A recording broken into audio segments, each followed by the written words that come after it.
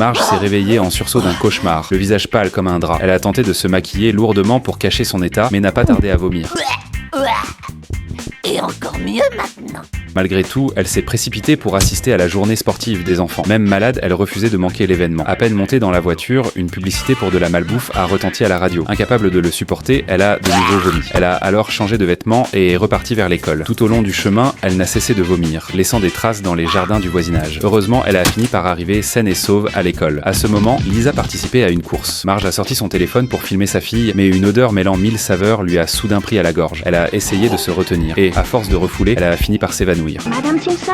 Marge a fait un effort pour reprendre ses esprits et s'est rendu compte qu'elle était déjà allongée sur un lit d'hôpital. Son corps, déjà fragilisé par l'anxiété, ne tenait plus le coup. Et la source de cette angoisse était claire. Elle n'arrivait pas à accepter que ses enfants grandiraient et finiraient par s'éloigner d'elle. Dans son rêve, Marge assistait à la remise de diplôme de Bart. À mesure qu'il grandissait, la distance entre eux se creusait. Chaque année, lors des journées sportives, elle forçait Bart à s'arrêter sur la ligne d'arrivée pour prendre une photo avec elle. Mais cette fois-ci, il a refusé pour la première fois. Le cœur brisé, Marge a fondu en larmes. Malgré la douleur, elle a tenu bon et s'est rendue jusqu'au terrain avant de s'effondrer une nouvelle fois, épuisée.